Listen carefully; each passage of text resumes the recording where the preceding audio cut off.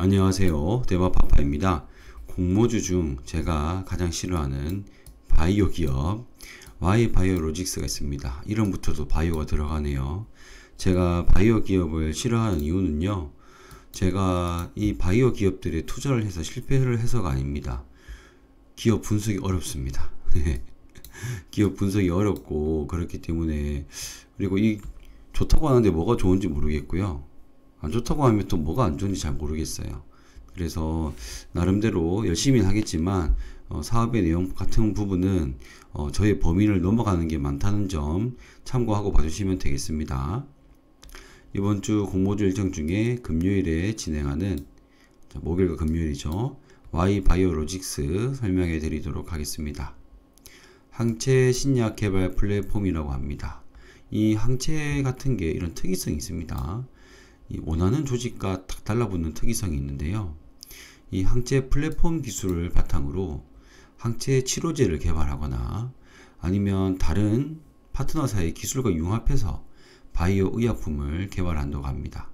그럼 어떤 의약품들을 개발하느냐?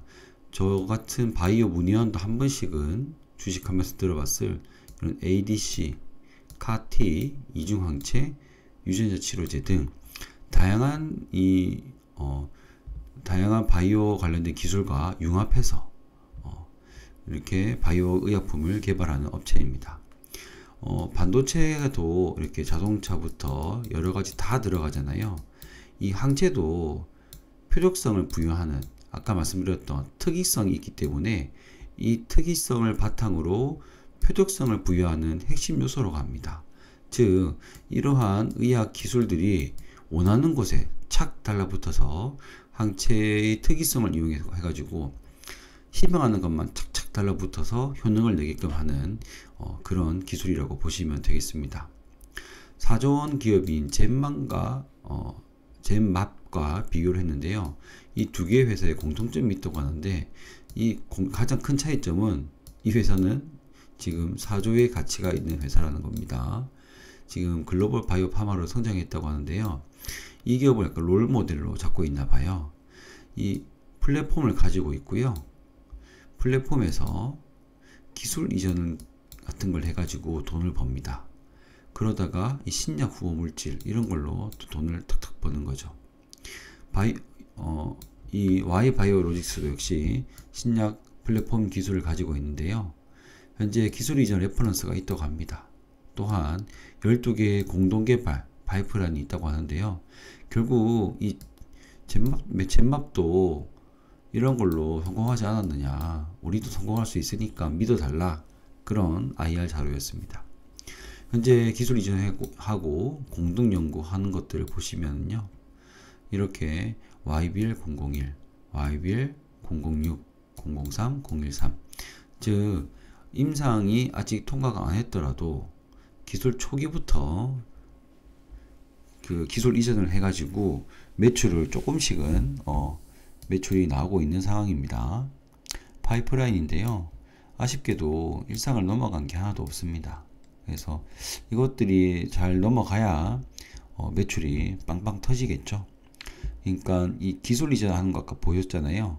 이런 기술 이전으로 조금씩 매출을 만들어내다가 나중에 이런 파이프라인 한 개가 팍팍 터지면서 수익화를 하려고 하는 게 이 기업의 로드맵인 것 같습니다.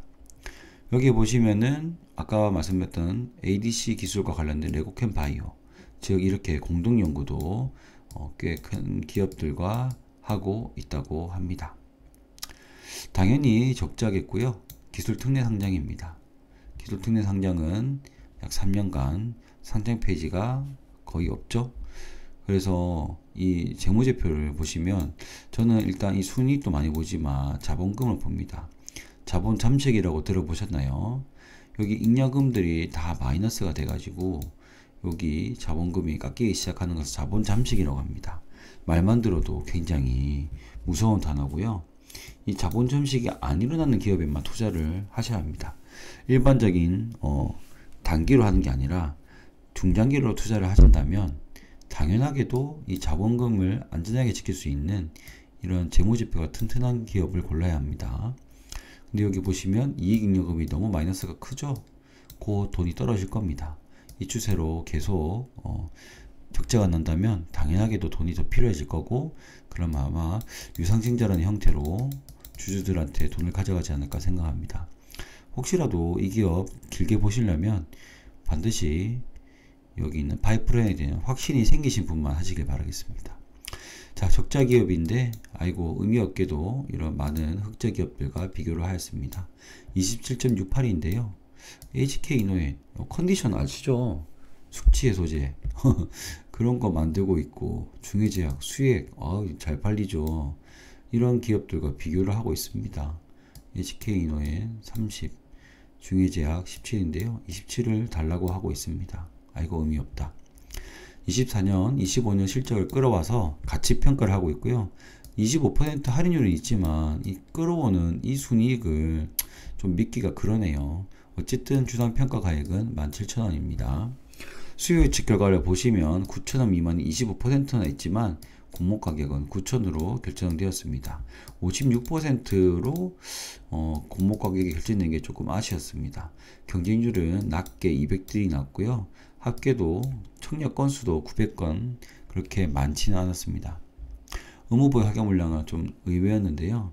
여기 보시면 건수 기준으로 4.6%, 수량 기준으로 14.4%인데 여기 3개월 확약이 꽤 많았습니다. 여기 보니까 아마 이쪽에 3개월 환약, 운용사 쪽에서 이렇게 확약을 좀 걸은 것 같아요. 하지만 아직까지 확실히 알 수는 없습니다. 공모가 9,000원이고요. 주주 구성이 굉장히 복잡합니다. 이거 너무 복잡하고 리피싱 물량도 있어가지고 리피싱 물량까지도 해서 계산을 되어 있는 것들을 한번 보도록 하겠습니다. 먼저 이 주주 구성의 특징을 제가 보면서 하나씩 말씀을 드리면요. 많습니다. 네, 너무 많아요. 한 장이 끝이 아니고 이렇게 많습니다. 여기 보시면 우선주잖아요. 이 우선주들이 리피싱을 해서 보통주로 전환이 되는 겁니다. 여기 보시면 매각 제한 물량인데요. 다행히 여기 있는 이 물건들, 이 물량들은 리피싱 이후에도 다 매각이 제한되어 있어서 확약 물량으로 걸려 있는 겁니다. 그리고 특징 중에 하나가 기간이 5년짜리가 있어요. 이 최대 주주 박영우 대표이사인데요. 그와 특수관계인들은 5년이나 걸었어요. 5년 동안 이분들은 팔지 못합니다. 하지만 아쉬운 건 조금 지분율이 높진 않죠. 그래도 5년 동안 걸었다는 것은 무언가 대주주의 의지를 보여주는 것이 아닌가 하는 생각이 들었습니다. 그리고 또 다른 것은 바로 여기 기타 소액주주가 많아요. 유통 물량에 엄청 많은 부분이 기타 소액주주예요. 여기 기존 주주들이라고 하지만 이 물량은 그렇게 많지 않고요. 250만 주의 기타 소액주주가 굉장히 많습니다. 그래서 이 기타 소액주주가 과연 어떤 주주인지 어느 가격인지 알아봐야 됩니다. 그 전에 시가총액은 1300억 되고요. 유통물량 400억 미만입니다. 기존 주주 267억 중에 기타 소액주주가 228억. 그래서 아무래도 비상장 주식 거래가 있었나 싶어서 한번 와봤는데요. 사상 최저가가 9,500원이 거래되어 있고 이렇게 올라가서 여기 현재가 13,800원이라고 합니다. 사실 비상장 거래는 거래량이 많지 않기 때문에 믿을 수는 없고요. 하지만 어느 정도 가격이 공모가 위에서 지켜주고 있다 정도는 확인할 수가 있었습니다. 나쁘지 않네요. 유상증자 가격도 낮지 않습니다. 2020년에 보시면 시리즈 D 투자 유치를 했다고 하는데요. 시리즈 D 2020년 기간에 맞춰서 3자 배정 유상증자를 보시면요. 16,950원에 매입한 것을 알 수 있습니다. 그렇다는 것은 배정한 것을 알 수 있고요. 그렇다는 것은 공모가 대비해서 가격이 조금 비싸다라고 볼 수가 있겠죠. 청력 정보입니다. 제가 싫어하는 유안타 증권이고요. 그리고 배정 수량은 37만 5천주.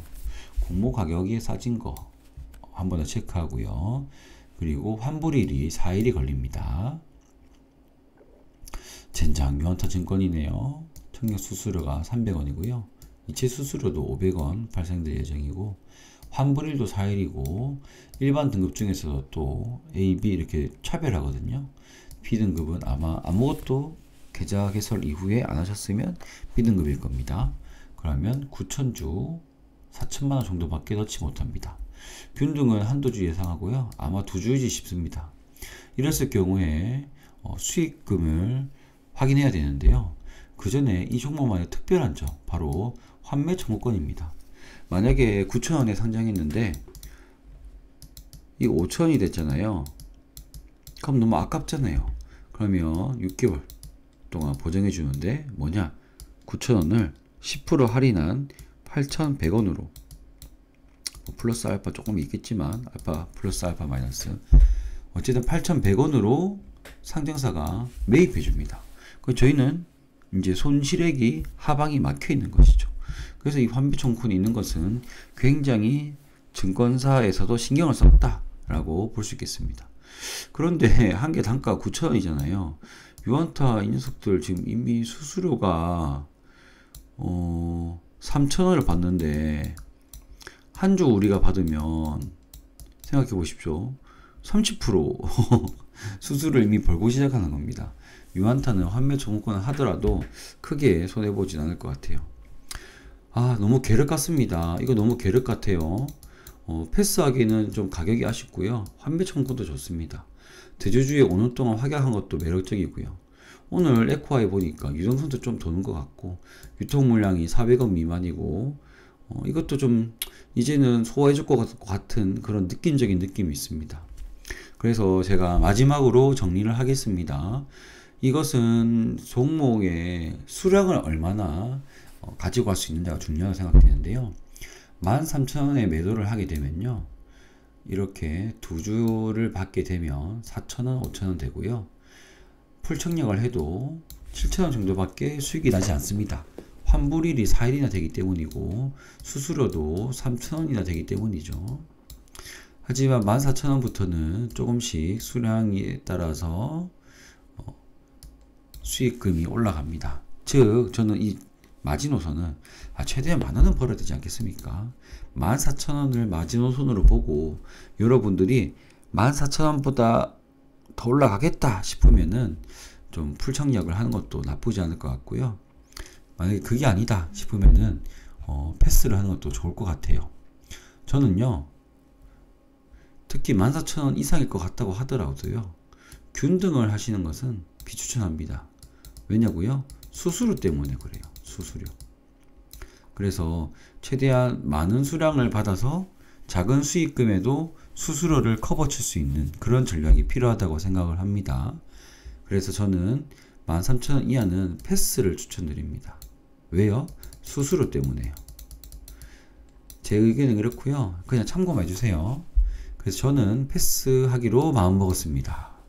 워낙 제가 바이오 기업을 좀 안 좋아하다 보니까 이렇게 했고요. 제 의견은 이 정도로 참고만 해주시고 정보를 바탕으로 직접 좀 생각해 주시고 댓글도 많이 달아주세요. 그러면 구독과 좋아요 부탁드리고요. 오늘은 늦은 밤 여기서 마치겠습니다. 감사합니다.